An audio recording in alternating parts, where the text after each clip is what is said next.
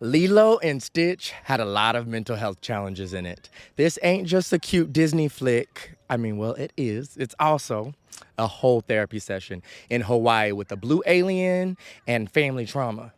In this video, we're going to discuss the story, and I'm going to share 2 mental health lessons and 1 spiritual lesson that we can learn from this movie to improve our lives. Let's get into it. Let's discuss the plot of the movie before the lessons. All right, y'all. If you haven't seen the new Lilo and Stitch live action remake, it's adorable, heartwarming, and yes, I still think the original is a lot better, but listen, this one still hits. We start in Hawaii, just like before. Lilo is a quirky little girl, awkward, full of imagination, and definitely not fitting in with the other girls at school.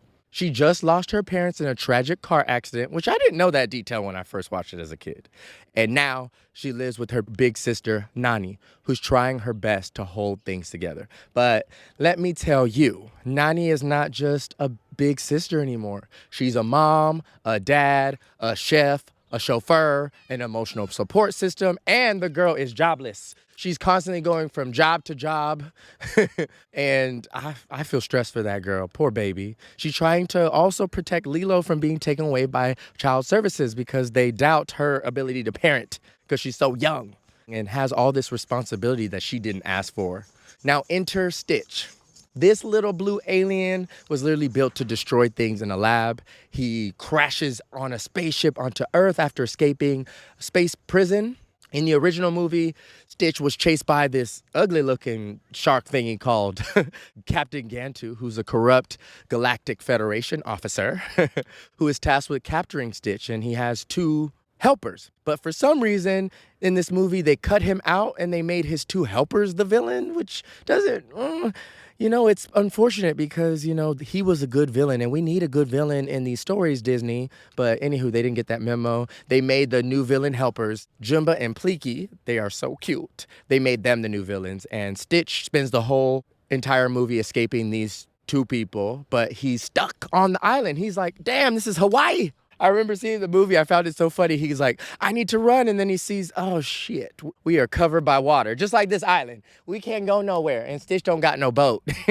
The boss of these 2 villains, who is this woman, I forget her name, but she's a baddie and powerful. I was scared of her as a kid.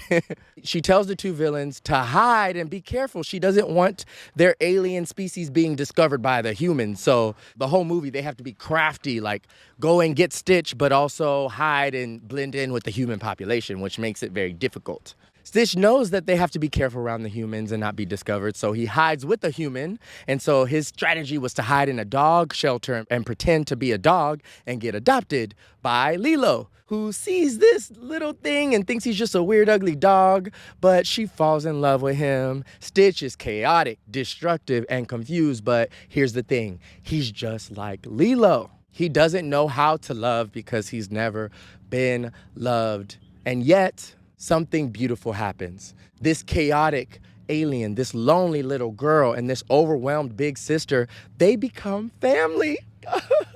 Not because they're blood, but because they chose each other. There's drama in this movie. There's screaming. There's running from aliens. There's fighting off social workers. There's falling into oceans. But at the heart of it all is that sweet classic word. I'm sure you guys guessed the word. Ohana. Yes, ohana. Ohana means family. Family means nobody gets left behind or forgotten. Oh my God, that's my favorite catchphrase in the movie.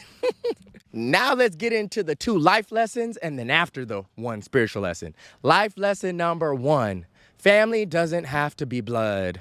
This is one of the realest messages in the entire movie, which I love and can relate to. Lilo wanted friends. Like I said, she wanted love. She wanted connection. But those little mean, nasty girls at school were bullies. They didn't like her. They were like, you weird. We don't like you. You don't got no mom or dad. Get away from us. They teased her and they rejected her. And baby, sometimes rejection is protection, okay?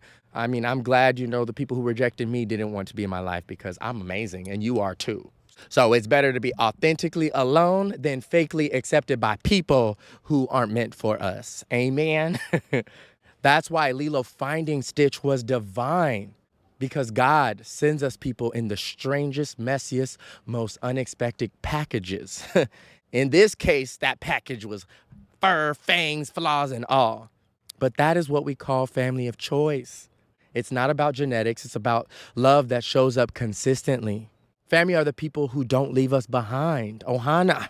The ones who are reliable and present, not just for a moment, but over time. People that we can trust and we can just rest because we know they're always going to be there. Now, listen, sometimes our real family can't be everything, and that's okay. Nani couldn't be everything for Lilo. She was, out of nowhere, Lilo's mom, sister, best friend, therapist, guardian, all the other roles that, she couldn't do everything. She also has a personal life herself. She was just one person, but that's why God sends us others to fill in the gaps that our family don't fill. And that's okay to let people love us. And I'll be real with you.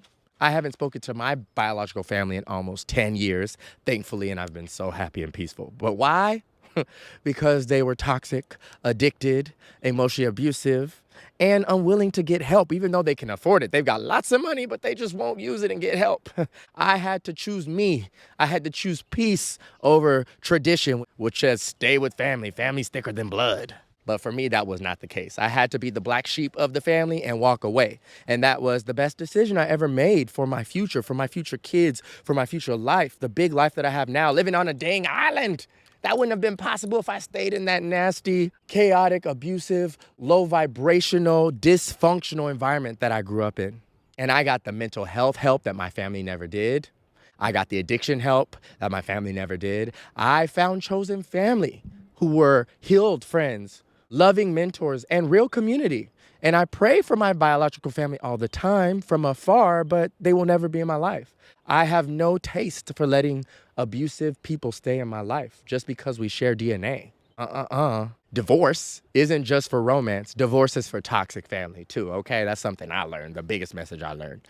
And boundaries, that's how we show love to ourselves. So when we're out here feeling like Lilo, like people never choose us or value us the way that we deserve, baby, we could choose ourselves first and open our hearts to the right people God sends to us. Hopefully they don't look like a chaotic alien from the stars. Lesson number 2, heal that trauma, baby, or it will destroy you. All the main characters, all 3 of them in this movie were traumatized, sad, a mess, and all over the place. Lilo had abandonment issues, grief issues, bullying issues, no guidance, no protection, and a guardian who's just unequipped and immature and a child herself. Nani was constantly filled with anxiety, trauma, also had grief from losing her parents, constant stress trying to pay the bills and be a mom when she's a child, fear of losing her sister to the system, child services, and lost in her career path. She had like many jobs in this movie and couldn't keep one. And it shows that she had the dream of going to college and doing something big with her life, but she had to stop it all to be a parent to her sister instead. So we saw Nani constantly angry, frustrated, and then you got Stitch, the chaotic alien who is also traumatized. He's alone. He's treated as an ugly outcast. He's treated like he's disposable. He was meant to live in a cage and be in prison his whole life and made to destroy things. And people don't want to be around people that destroy things. So he went on the process of finding freedom and self-discovery. A psychological truth that we can learn from all 3 of these characters is that trauma left unhealed turns into behaviors we can't explain.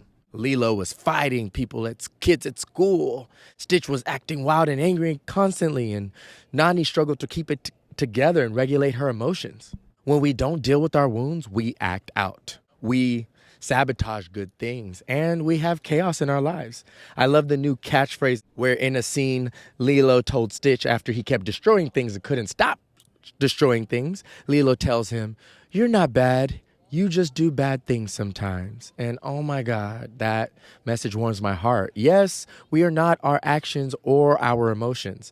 In the case of Stitch, it's an opportunity to change, grow, and heal. He had an unhealthy past with damaging factory settings from his creators in a lab. In our case, some of us have also damaged factory settings from our traumatic childhoods, from our upbringing, from getting bullied, or just plain old surviving this hard world.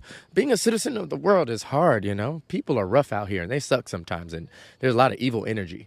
In the movie, we saw how the main characters went on a journey of healing and opening their hearts and not letting trauma continue to ruin their lives. Some important stuff that was missing from this movie that I think would have supported them to do even deeper work and live happier, thriving lives is therapy and some other tools like journaling, praying, getting closer to God, asking others for help who are skilled and professional. Just imagine how much more peace all three of these characters would have had if they actually did deeper internal work instead of just sort of like accepting that they're damaged and hurting others because they're hurt themselves and broken.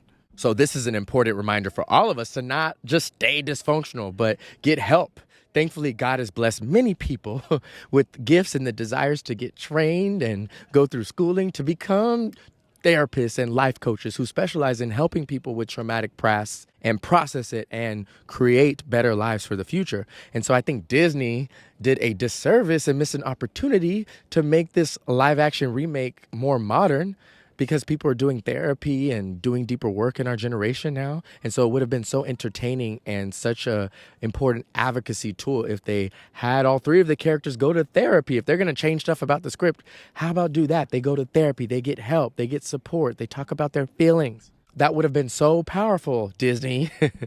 What's the spiritual lesson we can learn from this? God is our alien in the sky. Yes, we don't have to wait for a spaceship to crash into Earth to have loving support that we need.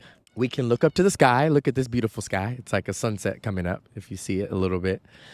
We could pray just like Lilo did.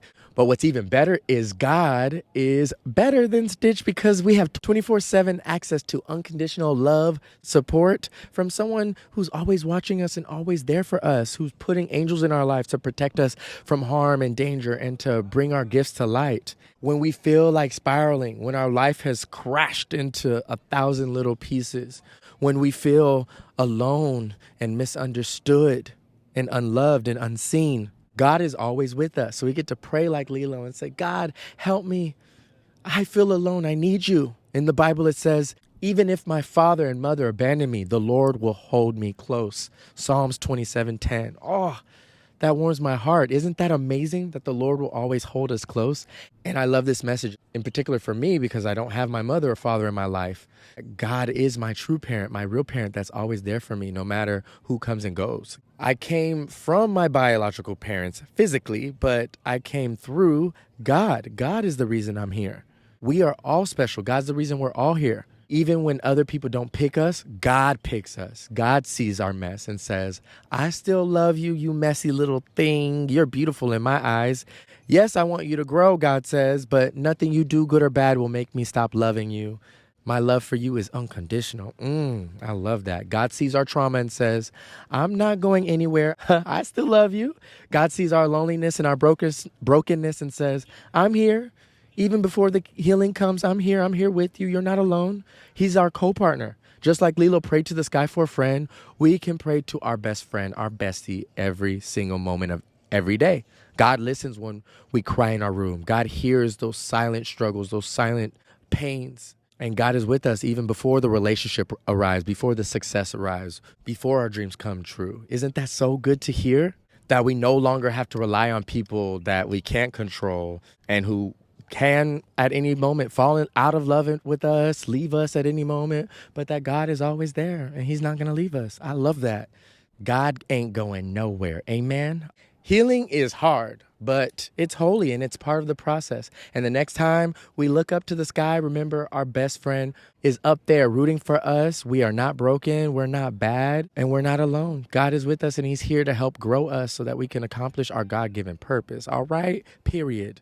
Subscribe if you cried, laugh, and just need a little Stitch-style hug today. I'm Victor Dream, and my mission is to help us feel empowered, inspired on our healing journey and grow through powerful stories like these. Mwah. Have a good day. Aloha.